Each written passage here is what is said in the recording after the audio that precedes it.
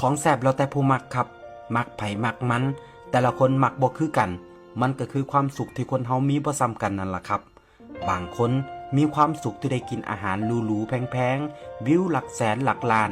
แต่บางคนแค่ได้กินข้าวฝีมืออีพ่ออีแม่ได้กินข้าวน้ำทงน้ำนาแนวกินเก่าๆที่อีพ่ออีแม่พากินมันก็สุขใจแล้วครับต้นทุนวิถีชีวิตที่แตกต่างกันมันก็เฮ็ดให้คนเฮาสุขไผสุขมัน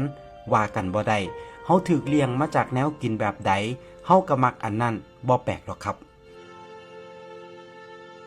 บ่แปลกที่แนวกินบ้านเฮาสิซ่อนความทรงจำความผูกพันไว้ในนั้นกินไปคิดฮอดบ้านไปคิดพอสมัยแต่กี้แต่ก่อนคิดฮอดตอนออกไปหามาอยากมากินเฮาเคยผูกพันกับแนวกินอันใดไปอยู่ไกลบ่ได้กินคือเก่าเฮาก็อยากหวนคืนกลับมากินมันอีกแนวกินหลายอย่างมันกลายเป็นภาพแทนของไทยบ้านเฮาเลยก็ว่าได้ครับ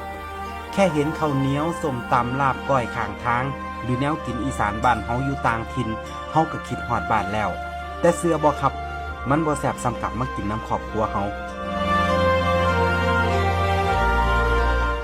บ่เคยบอกว่าแนวกินบ้านเฮาดีกว่าไทยอื่นแค่อยากบอกว่าสำหรับเฮาแล้วแนวกินฝีมืออีพ่ออีแม่แซ่บที่สุดสำหรับเฮาเท่านั้นแม้ว่ามันอาจบ่ได้แซ่บสำหรับคนอื่นก็ตามครับ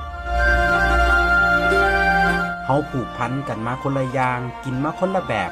กินแบบไผแบบมันสุดท้ายเฮาบ่เคยหลงลืมแนวกินถิ่นฐานบ้านเกิดได้จักเทื่อยิ่งนับมือยิ่งหวยหา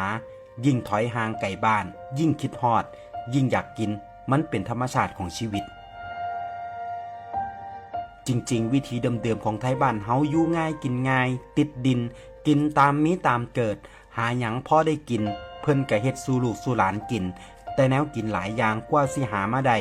มันเมื่อยมันก็เลยกลายเป็นความทรงจำพอเฮาได้กลับมากินก็มักสิคิดฮอดความเก่าข้าวหลัง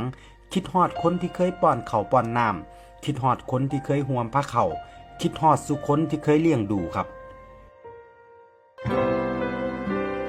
เฮาบ่ได้มักแนวกินซื่อๆดอกครับ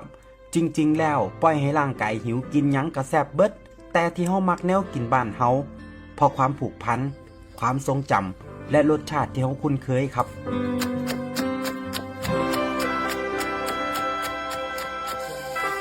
เฮาแล่นหนีสิ่งเก่าๆเดิมๆได้ยาก